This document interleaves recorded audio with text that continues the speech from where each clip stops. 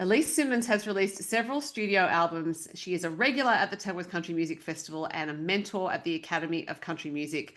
She is also celebrating 20 years since the release of her hit single, Mighty Mighty Love. And that's the reason for this chat, but we will talk about some other things. Hello, Aleyce. Hello, how are you? I'm very well, thank you. Now, you're in beautiful Tamworth with that lovely New England sky behind you. And it's a perfect backdrop. Congratulations on 20 years of Mighty Mighty Love. And this it's obviously a long time ago. So I Yes. certainly wasn't doing this then, so I didn't have a chance to ask you about it at the time. So I'm curious, what led to the writing and recording of the original Mighty Mighty Love?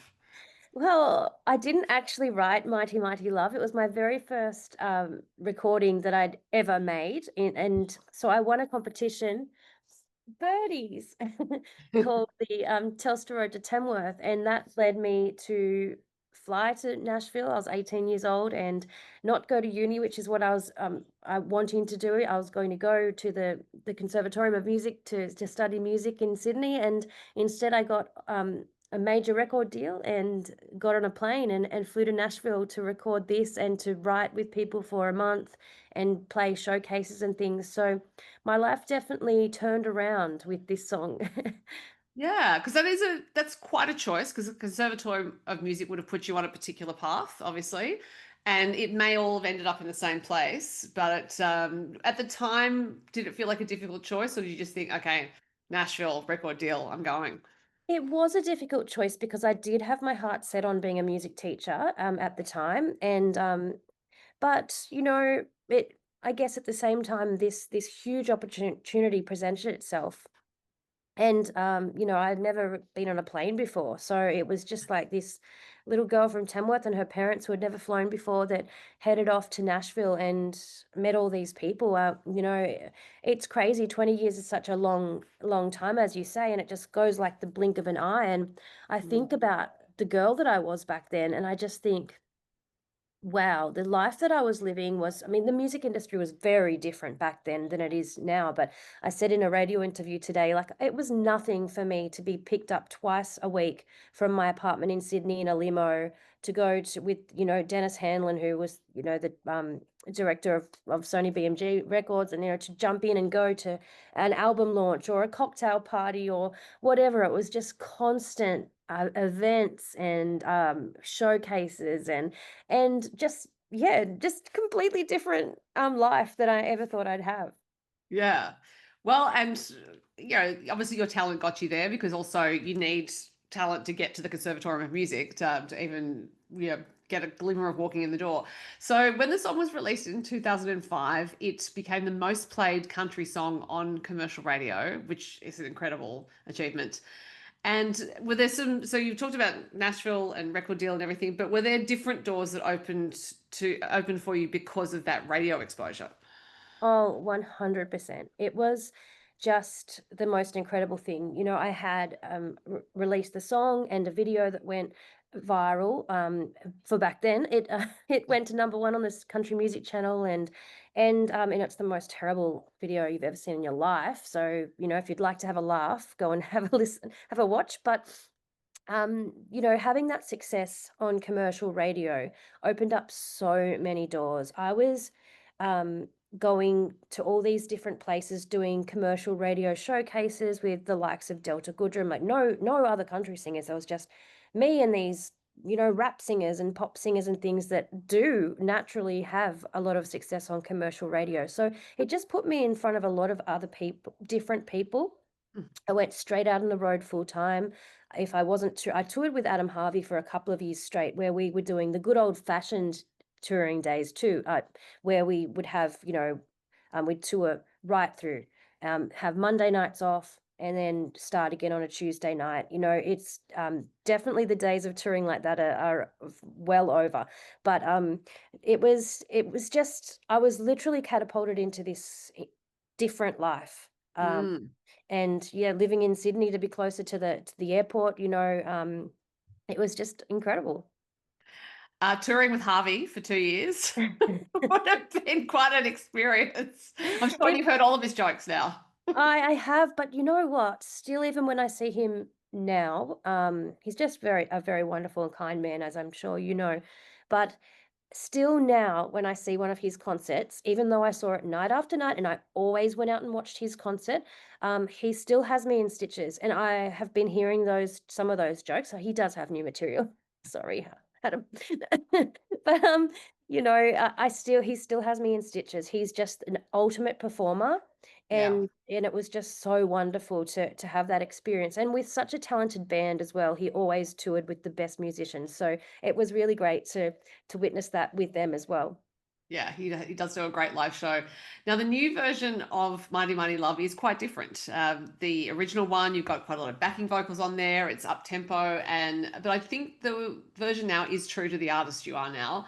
So I'm wondering how you went about reimagining it. Did you start to think about the vocal and how you'd like that to be different? Was the tempo change the first thing that came to mind? It was actually a really difficult decision to make. I discussed it a lot with Simon Johnson, the producer, and with my sister and my brother-in-law, who are such an integral part of my music career. Mhm. And we were like, what do we do? We only had a few options in our thoughts. We had a few options, and we did toss up doing a few other versions too. But Mhm. there was going bigger. Well, that wouldn't really be possible because it's a huge production track. Mhm. And as you mentioned, all the backing vocals, all the huge band and musicians and things behind it. And so there was the option to break it down, and that's what we ended up doing. There was also the option of completely switching styles, doing something jazzy or something, but then where does that sit? So I suppose what I decided to do was hire who I deemed to be one of the most incredible pianists in Australia, Bill Risby, James Gillard on double bass, just and Carly and Mikey to strip it right back and for it to come back down to the lyrics, I suppose, more so, and the musicality of it.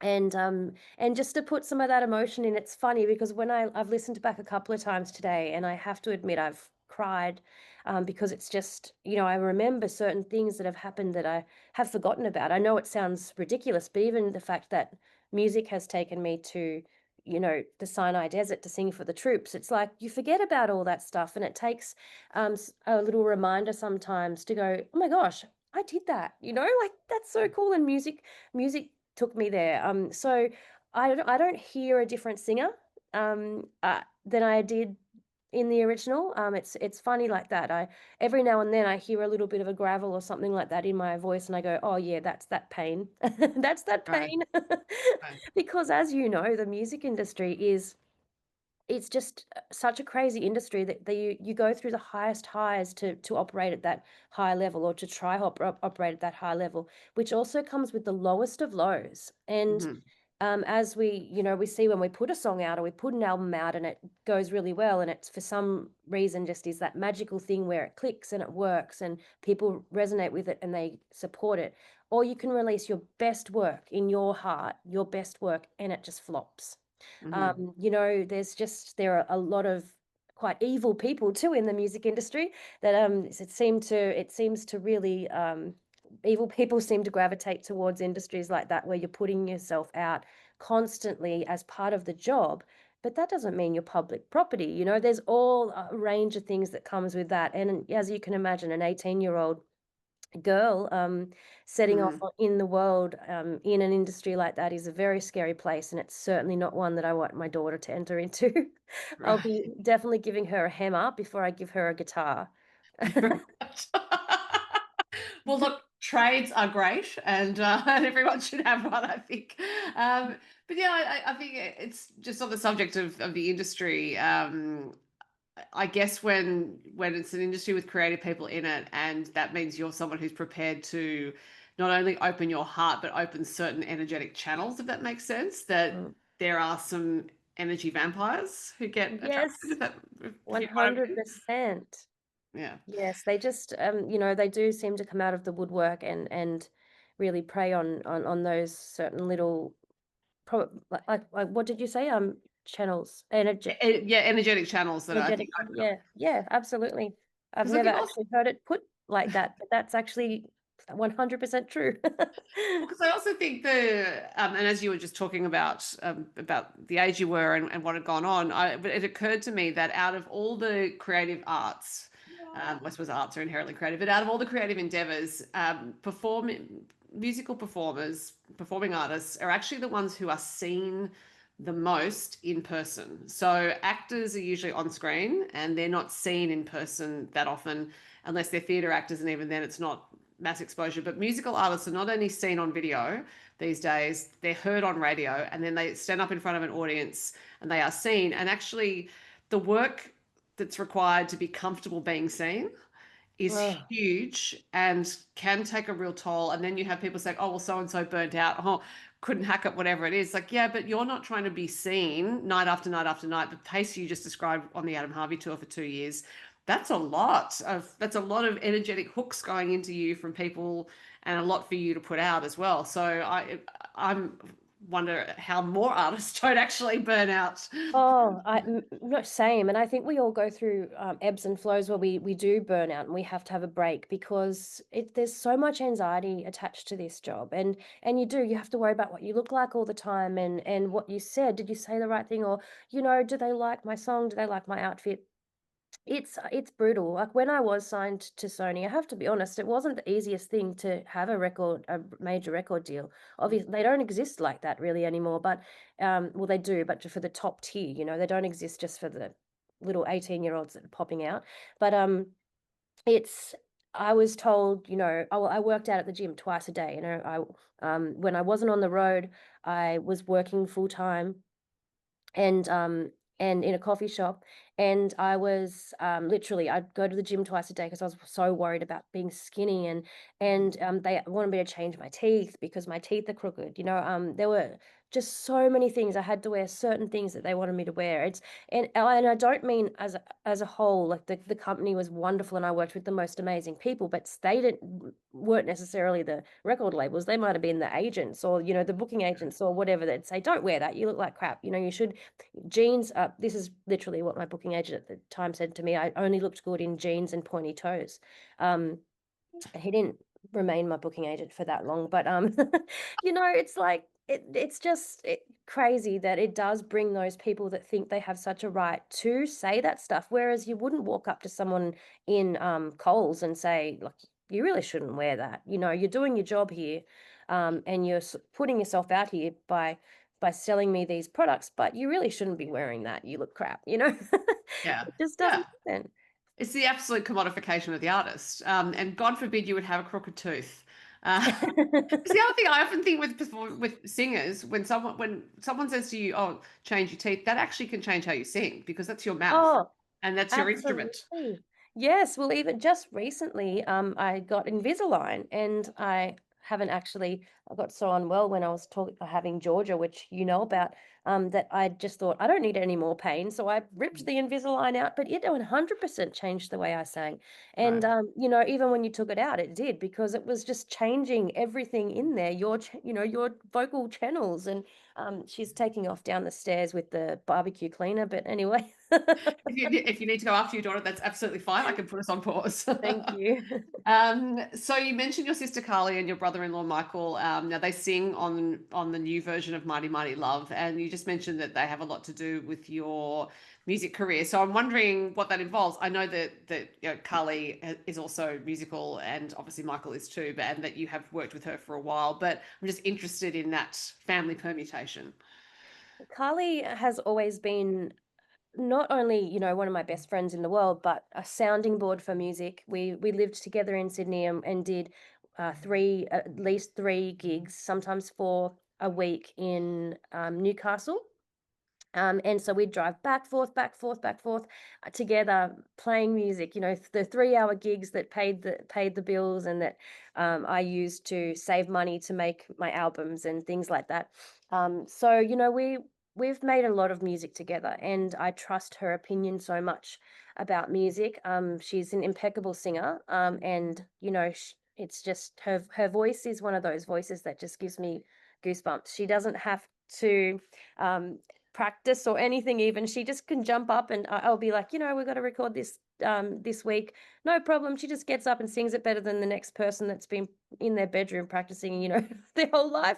So, and then Michael, of course, is now Travis Collins, is one of Travis's guitarists in his band, but his musicality is just something else as well. And there's something, a couple of, or quite a few years ago now, when I did sort of start to get quite anxious about putting myself out there and on the stage, I realized that one, it was a really important thing for me to have Carly and Marky standing in line with me on the stage in situations where we could actually put the whole band in line. That was easier, but it's a bit hard with drum kit. But it just made me feel like I wasn't alone, and I had this support there with me.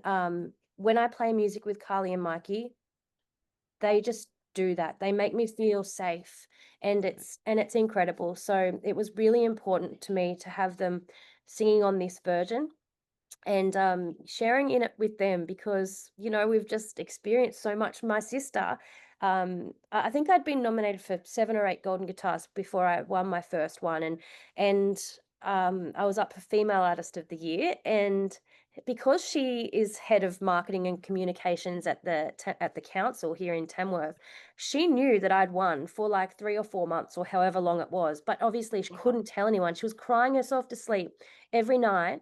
Couldn't tell her husband, um, and so she, on the day, it was Australia Day, and we had fan zone, and all the media was there and stuff. And I did think it was a bit weird that I had all this media following me around all week, but I just thought, oh well, I am up for a few golden guitars and whatever, and got a new album out. But when when they read out my name and I walked backstage, Carly was there to greet me, and she just said, "Do you know how hard this has been? I just have known how much you've wanted this your whole life."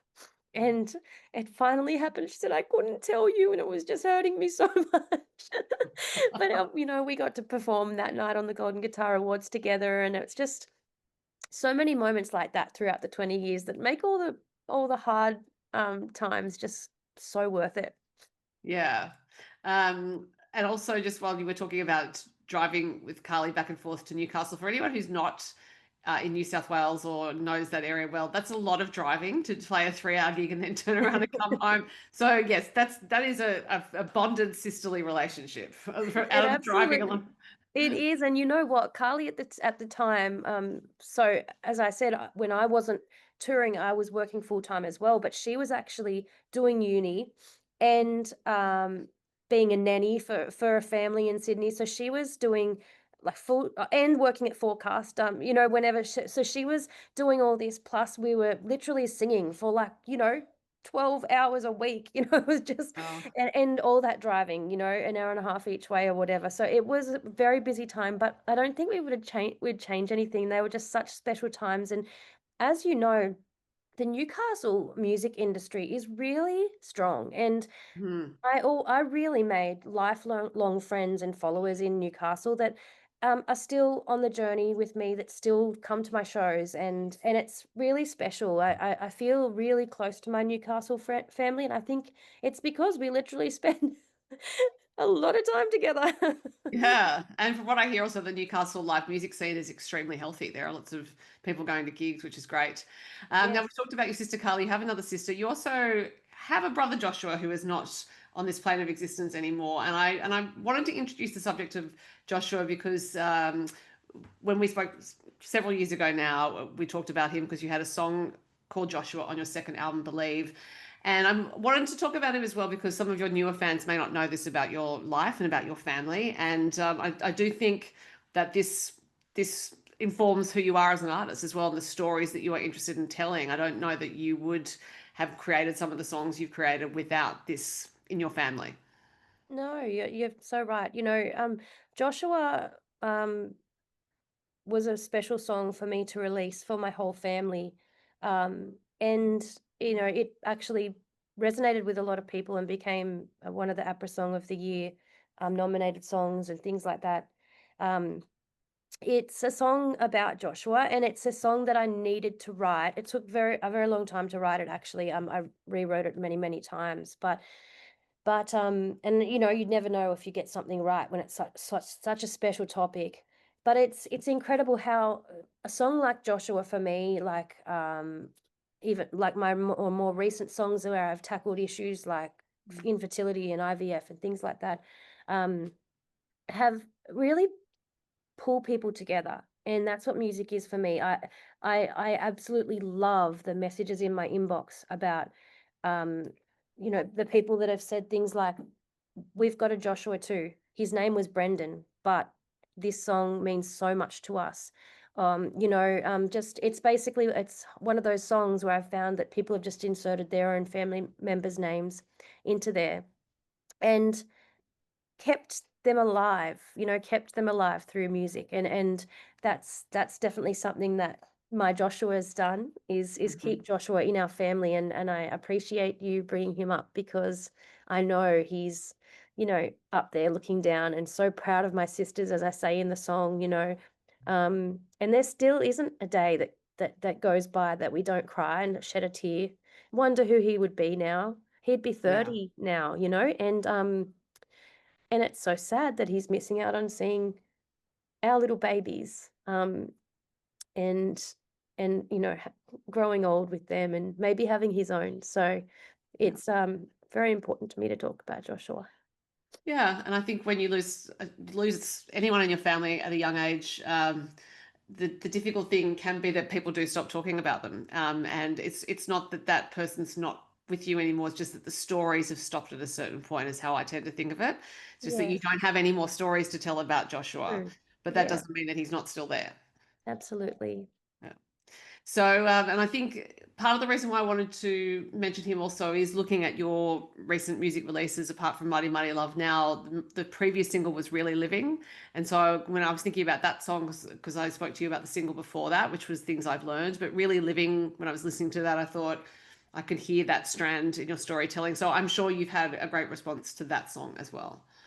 I did. It was great to release that, because I'm definitely in a phase. Like I joked earlier, and that I'm not the same girl. Like that I'm now a woman, but I feel like despite being picked up in a limo and going and doing these great things and performing for the troops and traveling the world and you know doing touring the UK with nothing but a guitar on my back and on my own, you know, playing a different show every night. All the amazing things that I've done don't compare to this stage I'm in now. And I'm in a really difficult stage. I'm actually, I always cry, as you know about me, but I'm actually in the thick of, you know, hormone treatments and IVF and injections and medications. And, you know, we just had a failed transfer, and I'm soon to have another one. But I've got this amazing daughter that has just changed my life. And I've always wanted to be a mum, and that's what being a mother was about, that we've spoken about. And it didn't come so easily for us. And yes, I did. I put my music career first as well. I put my music career first to the point where at one point I hadn't had a day off from either my music or my job in Sydney, that my mum rang me and said, "You haven't had a day off in 7 years. I really think you should come home and see us." And I was like, oh my gosh, you know, I missed out on so much with my sisters. Like my little sister's a lawyer, which is incredible. I'm so proud of her, but she's 8 years younger than me. And I missed out on a lot because of that gap and me being away. And I don't want I'm never going to let that happen again with my nephews and my nieces. It's just such a special time, and this truly is really living to me. Hmm. Yeah, and I think it's, and I also don't want you to be too hard on yourself for the years you missed, right? Because those are the decisions you have to make at that time, and you do what you think is right for you. Um, but I do think it's, yeah, we're put in all sorts of binds, women, with especially if you want to have children. Timing is a huge factor. But you do have Georgia, and who knows who is out there waiting for you. How are you feeling though, generally? Like, is it because you, as you said, you're going through all of this now, and you Um, are documenting it as well, to an yes. extent on social media, because you said you realized when you had Georgia that no one really spoke about it, so you want to No, share. and you know, I after having a successful result, I turned around and thought, why? why don't we talk about this? Why do we think it's not okay? I've just created this incredible little baby through medical intervention, yes. Um, but why did I think it was wrong to talk about it? And I felt, looking back on those times, I felt so alone, unless you've been through it, it's really difficult to understand, which is totally understandable as well. But I didn't really have anyone to talk to about it. My family were obviously there for me, but they didn't know the ins and outs of what I was going through, and just the effects of the even just the medication on your body. Like it's just or even just the build up, going for scans and blood tests. I just received a phone call before from Janaea, my fertility clinic in Sydney, who said the bloods that you did this morning were incomplete.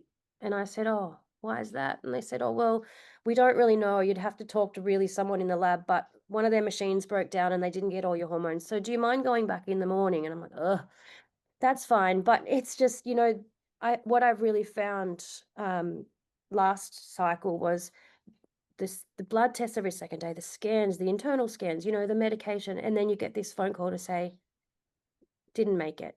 Didn't work Mm, out this time." And it was like, I think it was a real spiral for me. I thought, but I had, essentially, what an embryo is, a fertilized embryo is around 4-week old little thing. If we were doing things naturally, that's at that point, you'd find out at that point that you were 4 weeks pregnant.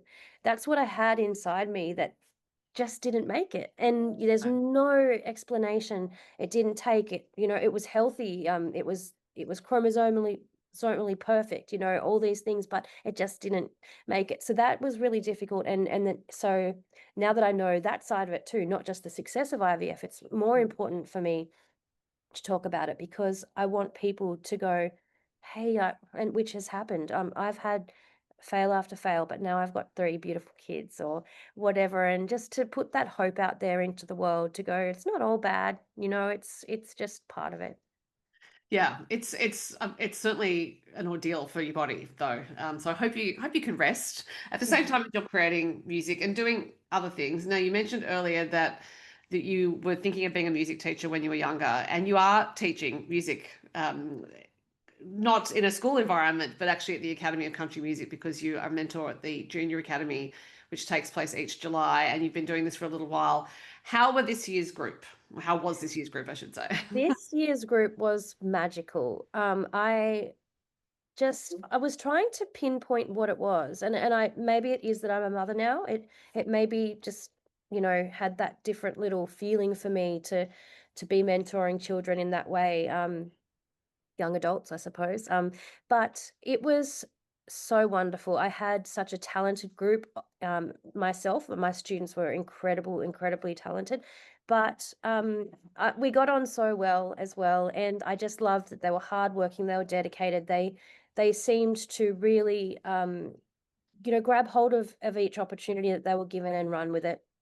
And, I miss them. I miss them so much. When we all had to get in our cars and drive away, it was a really sad day, and we've tried to catch up as much as possible, doing FaceTimes and things, and, celebrate each other. One of my little girls, she's not so little, but Dusty, she just became the world line dance champion again for the second time. So like, I had some real stars in my group. They were all stars at Academy and usually always are, but for different reasons. But it was just a wonderful experience. Now, I believe that that group will be reuniting during the January Tamworth Country Music Festival for at least part of a group show that's going on. Yes, so I asked them, I couldn't just choose a couple or just one. So I asked them all to open my Tamworth Country Music Festival show. Oh, So I okay. don't know how that's exactly going to work yet. It'll depend on how many of them are in town, but I think most of them are coming.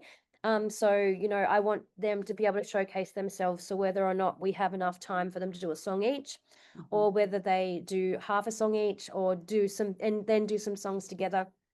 I really want them to showcase what they do in front of my followers because, as I mentioned, some of those people that were, say, in my Tamworth Country Music Festival audience this year have been there the whole 20 years. And I hope that if I can showcase them, that they'll then be on the journey with those students for their 20 years. And I guess it's just the industry. We can all talk about all the lows and the hard bits until the cows come home, but the good bit parts about the music industry are actually really, really quite magical. It's the moments, the memories, the people that you meet, the experiences, the things you see. It's just I think magical is probably the only word that I can think of right now that is really um that really speaks that volume. It's just you can't have some of those experiences anywhere else doing any other job. So I Yeah. want them to experience that and know that I'm here too for them on the journey. Well, I think part of the magic is that you can change someone's life in a 3-minute song. Like you Yeah. can, it's that is the most concise form of transformation available, and it can be recorded or it can be live. Live music is absolutely magical, and over and over again, it's magical. But I just think, yeah, I have talked to people at gigs, for example, who have spoken to me about whichever artist we're seeing and saying, "Oh, that song really helped me get through this," and then seeing it live is another form of connection. And it's again that what I was saying earlier about when you're a performing artist, you are seen by the audience, but also you can connect with them in person. There are very few art forms. I'm trying to think of Yeah. another one actually that facilitates that the same way. Yeah, it is. I mean, I suppose there's, comedy and things, but then again, they're not, like you're so right, they're not given direct access. We're not given direct access to them, and we so are in music. It's but we are just playing so much to the emotion as well, and it's um just beautiful of what you just said.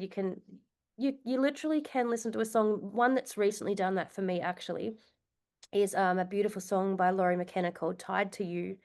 It is just this song that it just makes my whole body ache, and tingle, and it just I can't get it out of my head. It's just incredible. And when your music does have that effect on someone, that is truly magical, and we do get those messages often. Just this week I got one from a friend, but she said, "Everything that goes wrong in my life, your song, My Life Drives Me to Drink, just runs around my head."